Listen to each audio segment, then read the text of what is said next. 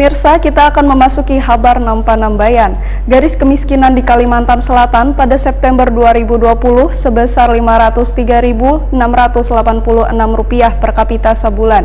Garis pemisah penduduk miskin penduduk kada miskin ini mengalami kenaikan 1,29% dibandingkan Maret 2020 yang sebesar Rp497.262 per kapita sebulan.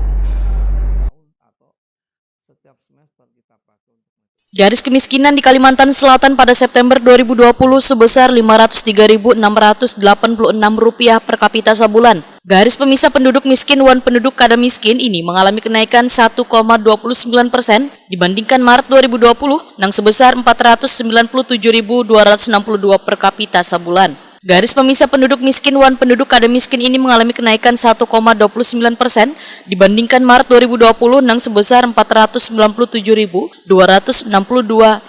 per kapita sebulan.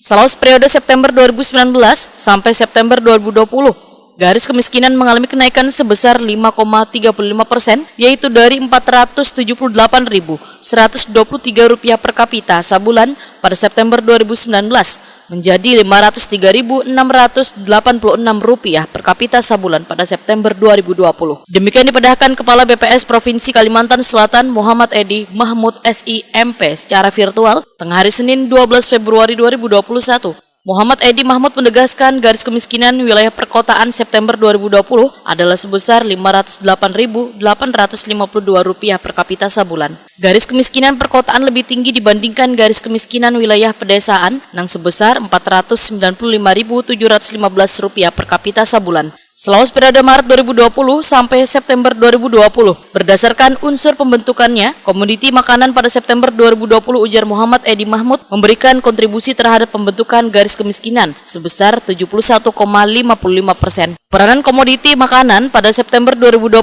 cenderung konstan jika dibandingkan kondisi Maret 2020 yang jauh sebesar 71,55% terhadap pembentukan garis kemiskinan Provinsi Kalimantan Selatan. Menurut Muhammad Edi Mahmud, di daerah perkotaan untuk kelompok makanan, konsumsi rokok kretek memberi sumbangan terbesar terhadap pembentukan garis kemiskinan perkotaan, yaitu 15,39%. Selain itu, baras sebesar 15,28%, hintalo ayam ras 3,59%, gula pasir 3,18%, wadai basah 3,15%, roti 2,69%, daging ayam ras 2,20%, wan mie instan sebesar 2,20%.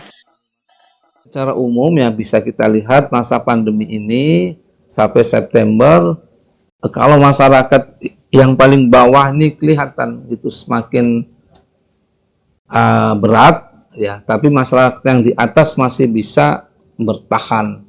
Nah ini makanya kemudian dari persentase kemiskinan juga turun, naik, dari ketimpangannya juga naik, artinya dari kedalamannya juga naik. Artinya ini yang kondisinya pada masyarakat yang di bawah barangkali kondisi selama pandemi ini agak menyulitkan mereka, meskipun kita tidak bisa melihat ya, dampak dari bantuan dari pemerintah atau apa, baik-baik program bantuan yang BLT dan sebagainya. Saya yakin itu sangat berpengaruh. Barangkali kalau tidak ada program-program yang disalurkan oleh pemerintah, ini kondisi kemiskinan, ketimpangan, baik menurut Gini Rasio maupun Bank Dunia akan lebih parah. Di daerah pedesaan, untuk kelompok makanan ujar Muhammad Edi Mahmud, andil baras terhadap pembentukan garis kemiskinan perdesaan sebesar 21,80%, diikuti oleh rokok kretek filter sebesar 11,55%, gula pasir 4,31%, wadai basah 4,23%, hintalo ayam ras 3,57%, wan mie instan 3,01%. Komoditi non-makanan yang memberikan sumbangan terbesar baik pada garis kemiskinan perkotaan wan pedesaan adalah perumahan, bensin, listrik, wan pendidikan.